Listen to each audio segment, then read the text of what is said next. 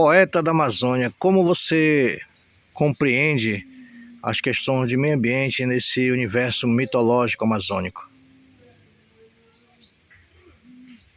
A Amazônia, ela sempre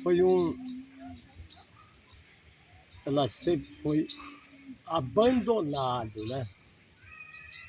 Pelo, pelo governo central, pelos governos em si, mas ultimamente tem avançado muito essa questão da discussão amazônica. Eu acho que pelo menos nas 2 últimas décadas tem havido um melhoramento nisso, tanto no campo político quanto no campo econômico e também no campo literário.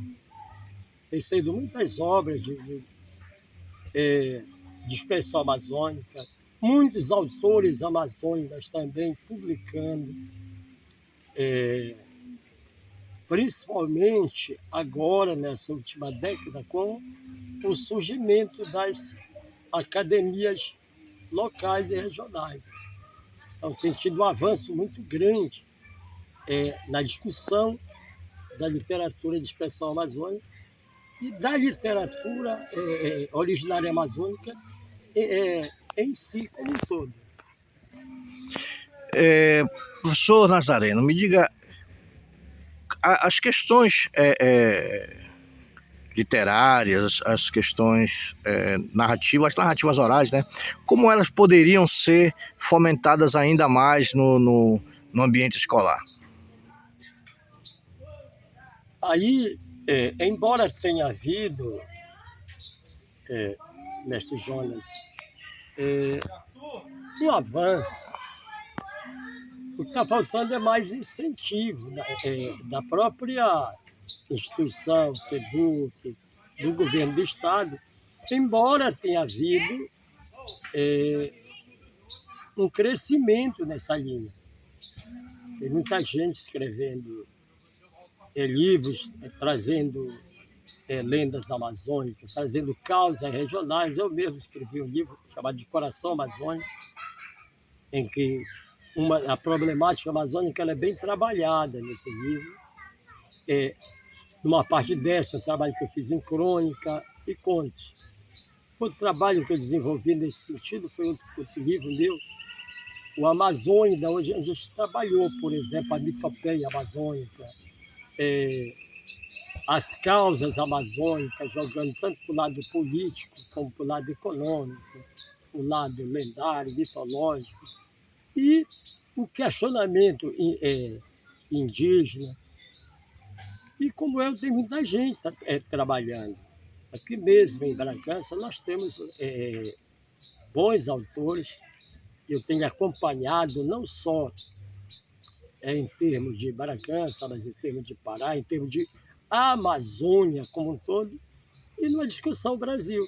Eu acho que nos últimos tempos tem se discutido bastante. Somente agora com a COP, eu acho que vai dar mais uma alavancada nesses trabalhos, né, de questionamento de Amazônia. Eu acho que a Amazônia ela passa a ter uma visibilidade maior e o próprio autor amazônico ele está tendo essa compreensão e eu acho que está trabalhando.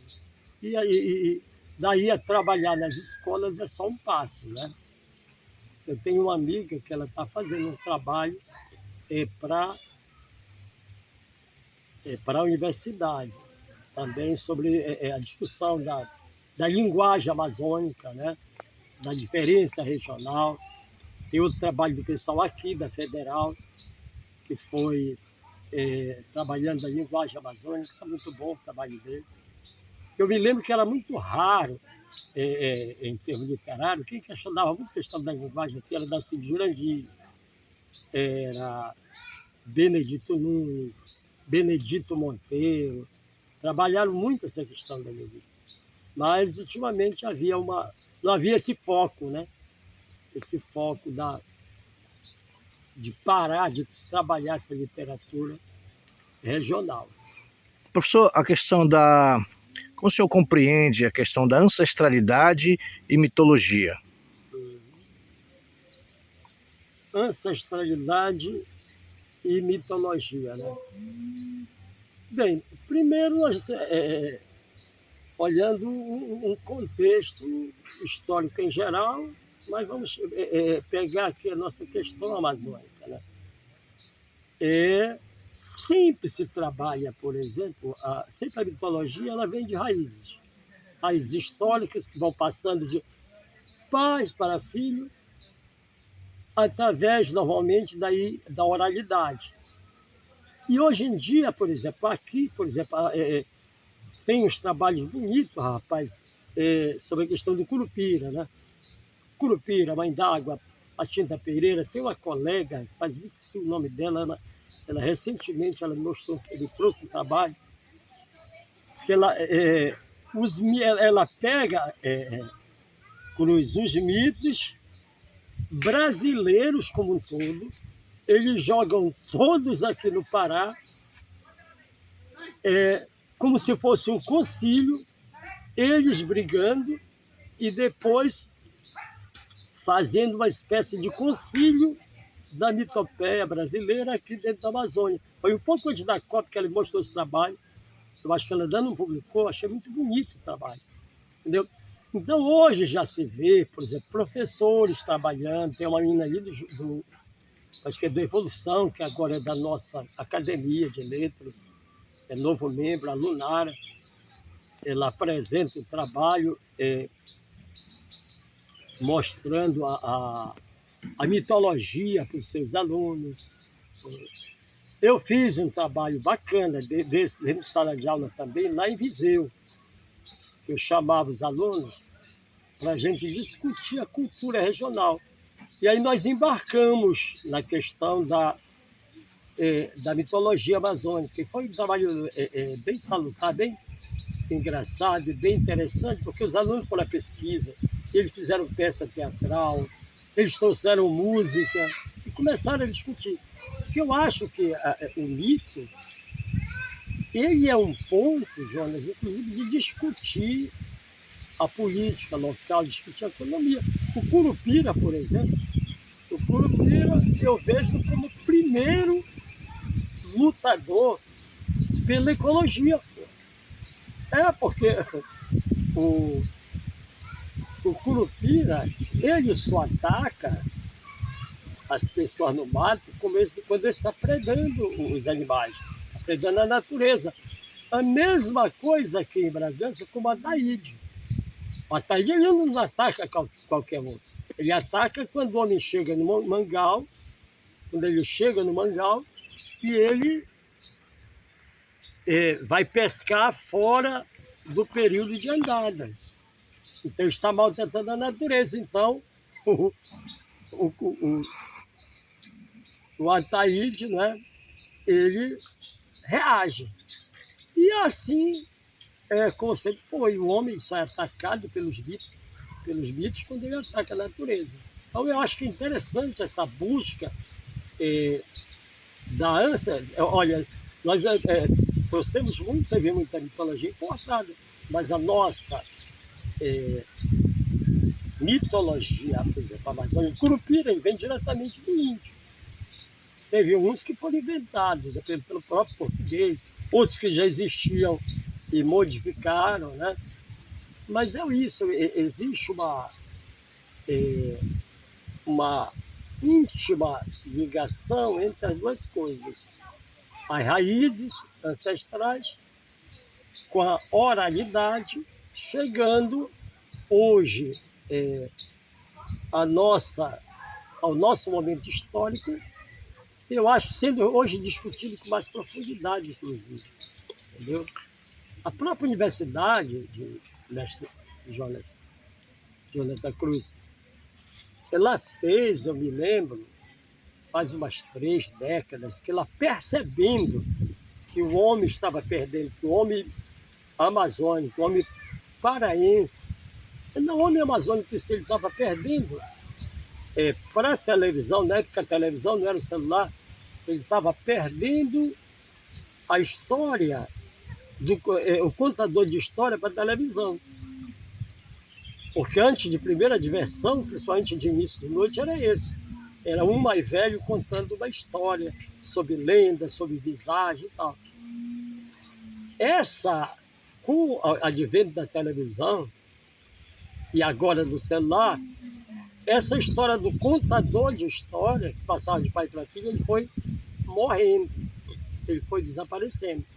E a universidade, com preocupação de que isso desaparecesse, ela mandou pesquisadores em campo, que é uma coleção chamada de Paracanta.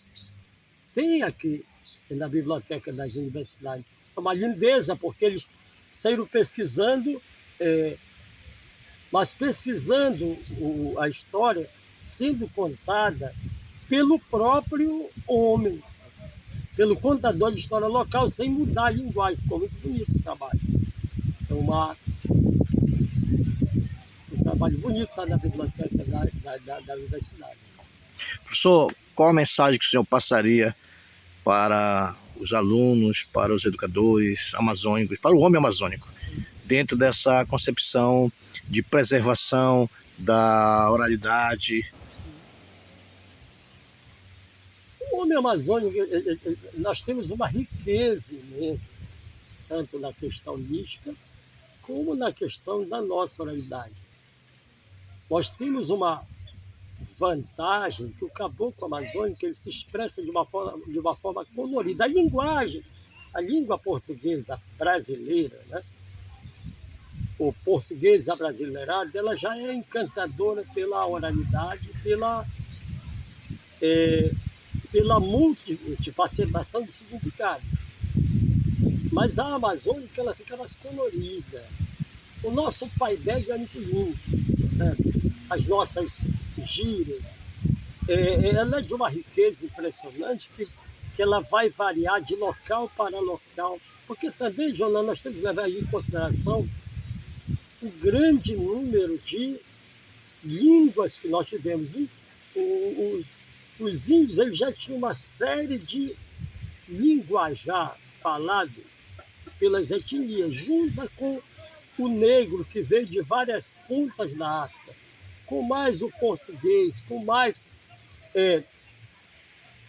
italiano que depois vieram, principalmente para São Paulo, nós tivemos aqui na Amazônia também, gente de tudo quanto é lugar, né? Alemães lá no Centro-Sul,